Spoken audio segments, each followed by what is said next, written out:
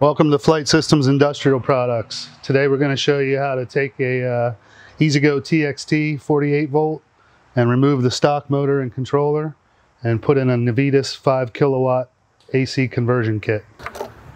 Alright, we're going to pull the stock controller out of here.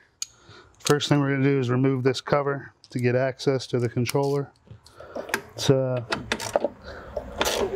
bolts on each, one on each corner.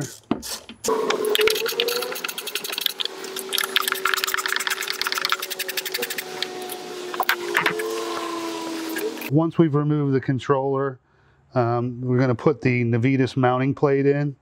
You're using the same 3 holes that the controller was fastened by. You got 1 up top and 2 down here on the bottom corners. The screws come from the Navitas kit and fit nice and flush in the machined holes. Next thing we're going to do is remove the F1 and F2 cables from the original DC motor. They will not be used in the AC side of things. So there's your F1 and F2 cables removed. You can set those to the side. You won't need those anymore. So we had to remove the run tow switch from the stock housing, and Navitas gives you a bracket in the kit.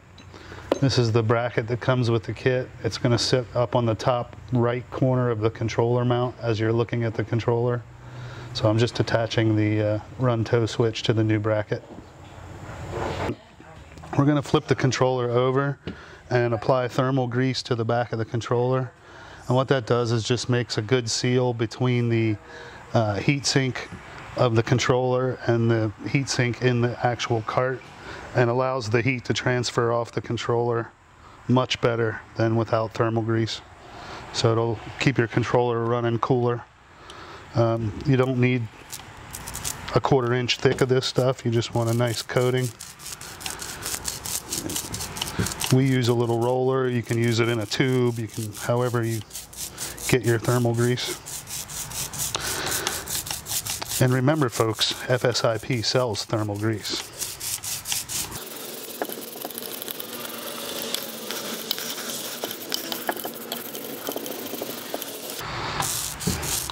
We're going to drop the controller into the TXT.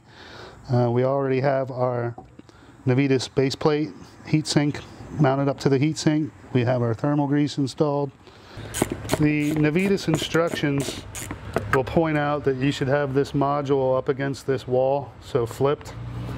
But we found that that's actually not a good idea. What happens is in the rain you'll get some water coming down under the seat trough here, and it'll drip down. If you have your electronics on this side, the water will drip down right on top of the connectors. And as we all know, water and electronics don't like each other. So we have flipped the controller and we're mounting the connectors inboard instead of outboard. And again, we want to put the run tow switch on the top right corner of the controller.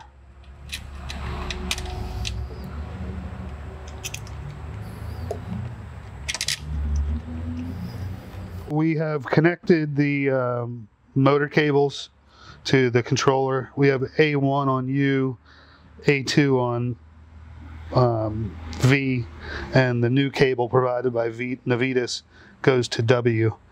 You got your battery positive from the solenoid and your battery negative going up to battery negative on your battery pack. We have the run tow switch installed off the top right corner of the controller mount. Navitas recommends that you upgrade your solenoid when you put this kit in. The stock solenoid isn't quite beefy enough to handle what's going on here.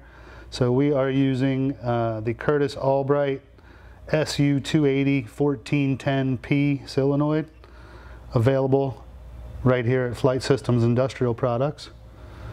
I'm going to install the solenoid in the on the stock bracket. I did have to change the solenoid trigger wires from circular connector to a fast on, just to interface with the solenoid. Other than that, it's pretty straightforward install. We have installed the upgraded solenoid, the Curtis Albright solenoid, hooked that all up, One note on that, we did cut off the diode off the solenoid. It does not need it for this installation. And then if you come up to the dash, we installed the on-the-fly monitor, or on-the-fly controller, sorry. Just Velcro mounted it to the dash. The wire comes down underneath to the front of the body panel and down under the vehicle, and then comes back out inside the control box area. So now we will plug in the harness to the Navitas module. The stock harness plugs right in to the module. The new harness going back to the motor encoder and temperature sensor plugs into the module. The on-the-fly programmer plugs into the module, and then we'll hook up the run tow switch to the original harness. Now we're ready to hook up the motor. So far we've taken this cover plate off. I've removed the battery positive and negative and taken the leads off of the DC motor. Made sure everything was free. I'm going to take the bolts out of the motor and lift the motor out. We've removed all the nuts off the motor posts, made sure all the wiring's disconnected. Motor is actually free right now. Put a strap around the motor that's going to help me lift it out once we slide the motor off the transmission. All right, motor's real heavy, probably every bit of 50 pounds. So I got a strap wrapped around the motor. We're going to slide it toward the driver's side to take it off the transmission shaft, and then pull it out the top of the hole here. And if you're like me, you recruit some extra muscle to help you do that. All right, so here we have the Navitas 5 kilowatt motor in the Navitas Telltale Green. I'm just going to put the strap underneath of it, make it a little easier to try and get back in the hole.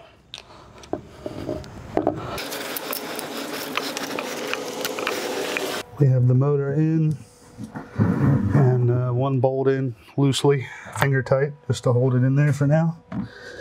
And put the other bolt in. Hopefully the hole's lined up.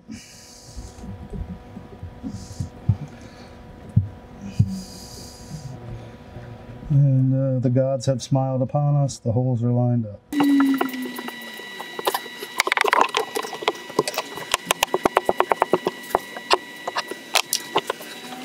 We have our motor cables, now 3 of them, because we are now using an AC motor. Our motor encoder and heat thermal temperature sensor.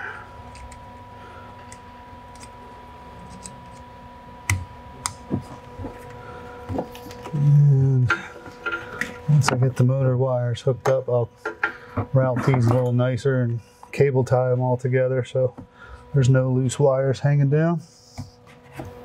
I know that my new Navitas black wire is W, as marked in the instruction manual. Oh, I did forget one thing. Timeout. So Navitas provides these insulator caps for the cables, and from the looks of it, we put one cable in each side, and they will meet in the middle. I did not know they were split.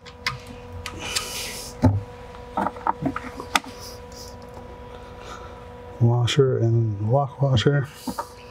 Alright, slide the insulator cap over it. One done. Just an installation note, these cable covers are split on one side and solid on the other. So you have to slide one side over the wire and then mate them together, and the other side will just slide over with the slit in the cable connector, or cable cover, I'm sorry.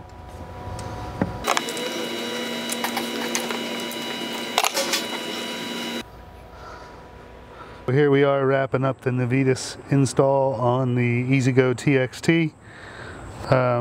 We reconnected the battery, positive, negative, made sure everything's tight. All the wires for the motor cables are tight.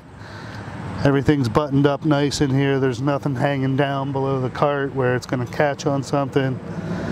Zip tied all the harnesses together so they're nice and tight off the ground. If you come to the back, you'll see the extra encoder and motor temperature sensor cable just zip tied, so it's nice and tight. Nothing's hanging down on the ground. I have one piece, just trim piece, to put back on there, but we wanted to show you inside, and we'll take you for a test drive.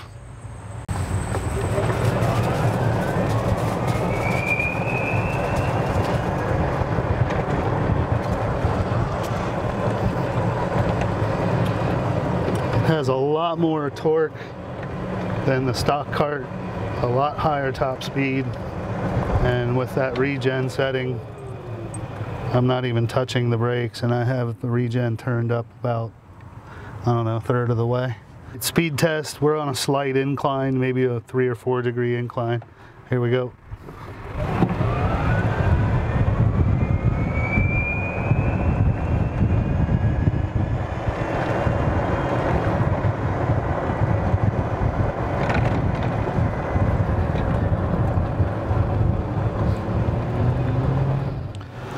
Thanks for stopping by the FSIP workshop today. Stop by and see us again soon.